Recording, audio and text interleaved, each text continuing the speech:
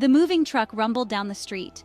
It was a long, dark beast with its headlights like glaring eyes.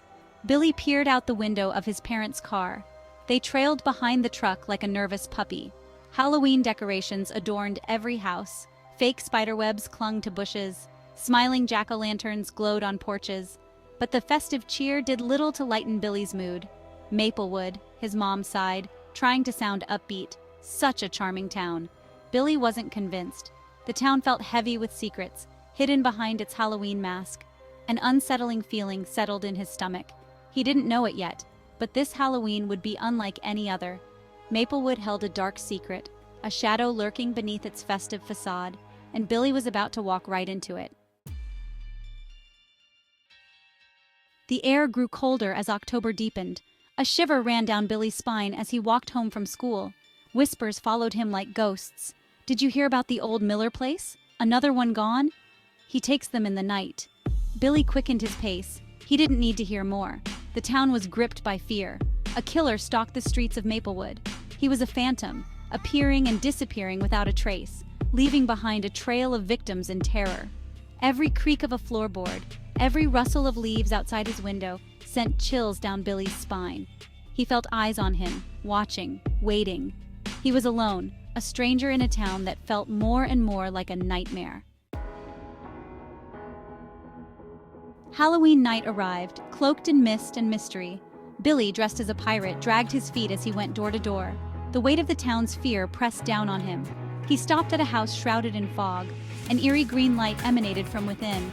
As he reached for the doorbell, the door creaked open, revealing a figure in the shadows. "Trick or treat," Billy mumbled, his voice trembling. The figure stepped forward, revealing a boy about Billy's age. He wore a chillingly realistic vampire costume, complete with fake blood dripping from his fangs. "Nice costume," the boy said, his voice surprisingly friendly. "I'm Sam. New in town?"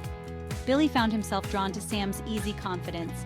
They spent the rest of the night together, their laughter echoing through the empty streets.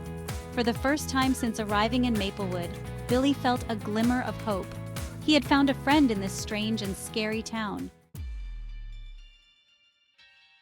Days turned into weeks, and Billy's friendship with Sam deepened. He tried not to think about the stories, the fear that still clung to the town like cobwebs. But the murders continued, each one more gruesome than the last. One afternoon, while walking home from school, they passed an old woman sitting on a bench. She had a hooked nose, piercing blue eyes, and a black cat curled up on her lap. "Beware the Witch of Whispering Pines," she cackled, her voice raspy with age. Sam scoffed. "Don't be ridiculous," he said, pulling Billy away. But Billy couldn't shake the feeling that the old woman's words held a grain of truth. Later that night, he overheard his parents talking in hushed tones. "It's the witch," his mother whispered. "They say she's putting curses on people." Billy's blood ran cold. Could the witch be responsible for the murders? Was she the one terrorizing Maplewood? Billy confided in Sam about the witch. To his surprise, Sam didn't laugh. "We have to stop her," Sam said, his eyes gleaming with a strange intensity. Together, they hatched a plan. They would confront the witch. They would find a way to break the curse and free Maplewood from her reign of terror. "There's an old abandoned building out by Whispering Pines," Sam said. "They say she goes there at midnight. We can trap her there." Billy felt a surge of fear, but he pushed it down. He had to be brave. For himself, for Maplewood, for Sam. As the clock ticked down to midnight, they gathered their courage and set out into the night. The forest surrounding Whispering Pines was dark and foreboding, but they pressed on, determined to see their plan through. The old building loomed before them, its skeletal silhouette stark against the moonlit sky. Blackwood Manor.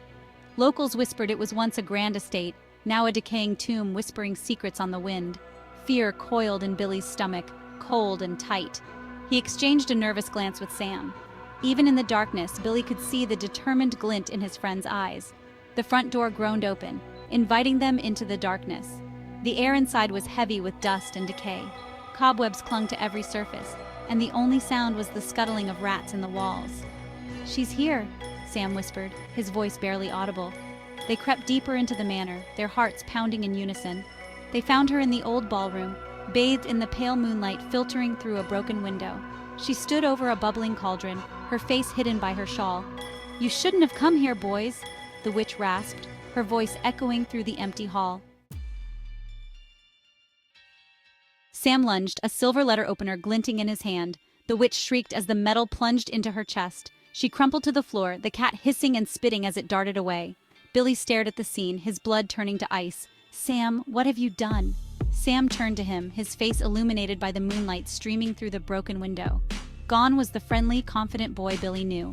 In his place stood a stranger, his eyes cold and calculating. "She was going to hurt you," Sam said softly. "She was the one behind the murders, manipulating everyone with her curses. But the old woman, she said to beware," Billy stammered, his voice trembling. A cruel smile spread across Sam's face. "Don't you see? She wanted you all to herself. She knew you were different, special. She wouldn't have hesitated to use her power against you." Billy took a step back, his mind reeling. Could it be true? Was Sam telling the truth? "You're safe now," Sam whispered, taking a step toward Billy. "I won't let anyone hurt you. Not anymore." But there was something in Sam's eyes that sent a shiver down Billy's spine, a possessiveness that chilled him to the bone.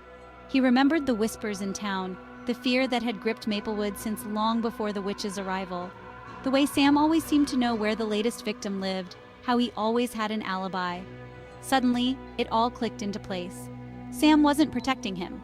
He was the one Billy needed protection from. Billy's hand instinctively went to his pocket, gripping the heavy weight of the old brass compass his grandfather had given him. He had slipped it into his pocket earlier, a talisman against the darkness of Blackwood Manor. He hadn't realized how literal that darkness would be. "Stay back!" Billy shouted, flinging the compass at Sam with all his might. It struck him on the forehead, and he cried out, momentarily stunned. Billy didn't hesitate. He scrambled back, adrenaline coursing through him, and ran blindly, desperately through the decaying halls of Blackwood Manor, searching for an escape. Did Billy escape the clutches of the sinister Sam, or did the darkness of Blackwood Manor claim him as its own? I guess you'll have to wait for the next chilling tale to find out. Don't forget to subscribe and leave a like if you enjoyed this spooky story. And be sure to tell me in the comments what you think happened next. Until next time, sleep tight. And don't let the bedbugs bite.